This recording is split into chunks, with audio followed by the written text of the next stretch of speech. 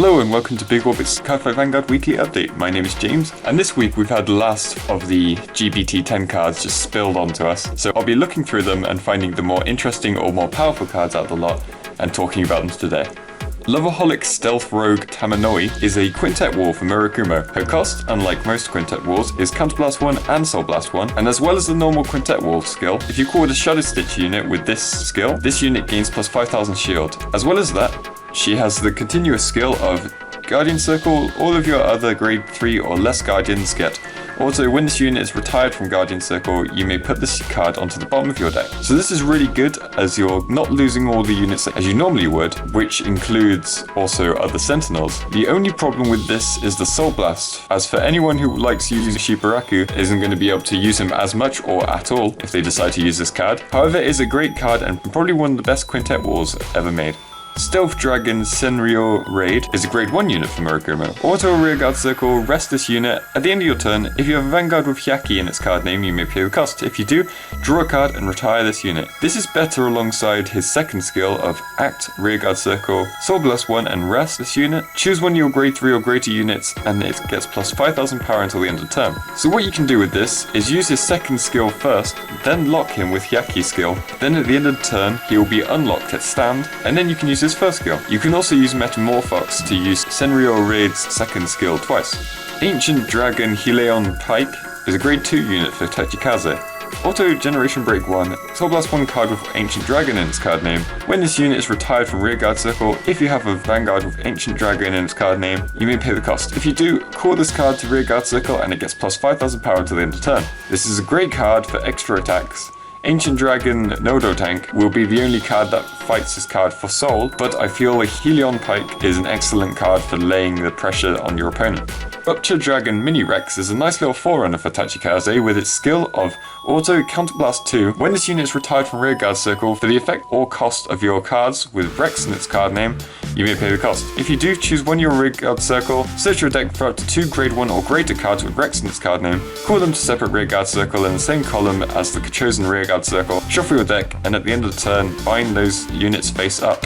Rex decks generally don't use much counterblast, so it doesn't hurt too much, and this can bring out Dark Rex, and later put it into your bind zone pre-Generation Break. It also works great with another card I'll show now. Evil Bullet Dragon Raptor Rex is a great new grade 1, as well as having ridiculous yet amazing artwork, and I mean that in the best possible way. It has 2 skills. The first one being Auto in the bind zone, choose one of your rear guards and retire it. When your unit with Rex in its card name attacks a Vanguard, you may pay the cost. If you do, call this unit to rearguard circle, it gets plus 2000 power until the end of the turn. Now this would only make it a 9k as it's normally a 7k grade 1, but its second skill is Auto. When this unit is placed on rearguard circle, if you have a grade 2 or greater Vanguard with Rex in its card name, this unit gets plus 2000 power until the end of the turn, and this would make the card 11,000 power, making it likely they'll be able to hit your opponent's Vanguard. And you can always call 2 together in the same column to make a 22k column. Savage Mystique is really helping out Rex's with her ability to put units into the bind zone. So with this kind of card in people's decks, I can really see Savage Mystique being used a lot in Rex decks. Holy Sword of Heavenly Lore Gurgwit is a stride for Gore Paladin. He has a similar skill to Aerial Divine Knight Altmar with Act, Vanguard Circle once per turn, Counterblast 1, choose a face down card called Holy Sword of Heavenly Lord Gurgwit from your G-Zone and turn it face up, and choose a card from your hand and discard it. Till the end of turn, this unit gets Auto on the Vanguard Circle, Unite. When this unit attacks, look at the top 7 cards on the top of your deck, call a card to Rearguard Circle from among them and shuffle your deck. And continuous, all of your units gain plus 2000 power for each face-up card with Gurgwit in its card name in your G-Zone. The discard and keyword makes some people think it's slightly worse than Aerial Divine Knight, but the call for the turn is during the battle phase, which means you can gain more attacks, and the power boost can rack up to be a lot more, and it affects all units rather than just the front row. Gurgwit also has a new grade 3 form in the set with Golden Holy Sword Gurgwit. His first skill is Continuous Vanguard Circle Generation Break 2, Unite. All your rear guards get Intercept and Continuous Rearguard Circle. This unit can intercept from the back row during the battle phase that your Vanguard was attacked. This is a very nice way to keep the defensiveness of Gurgwit. Some people won't like how you can't use his usual Perfect Guard from the deck skill, but that skill is generally unlikely to happen anyway, and this skill is a lot more reliable. His second skill is Auto Vanguard Circle. Counter Blast 1, Soul Blast 1. During the turn that your G unit strides, you may pay the cost. If you do, look at the top 4 cards of your deck, call a card to Rearguard Circle from among them, shuffle your deck. If you called a unit with a Unite ability, look at the top card of your deck and call it to Rearguard Circle at rest. There don't seem to be many cards that would be able to stand this rested unit up. I will activate Unite for you, and it can be used as a shield on your opponent's turn.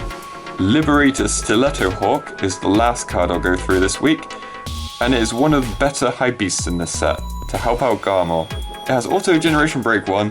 When this unit is placed on Rearguard Circle due to the effect of one of your cards, you may have this unit get minus 2000 power until the end of the turn. This unit gets boosted until the end of the turn. So it won't be able to do any big flashing moves, but in a deck like Gold Paladin it can work well for keeping a good field of power, as not having boosters can really hurt you. It's not Liberator specific either, so Gurgwit might be able to find some use for this. And that is all for this week. If you have any questions about these cards, feel free to leave a comment in the comment section below, or if you just want to share your opinions on these cards, feel free to do that too. And be sure to check out next week when I'll be going through the cards shown throughout the next 7 days. So I hope to see you then. Bye!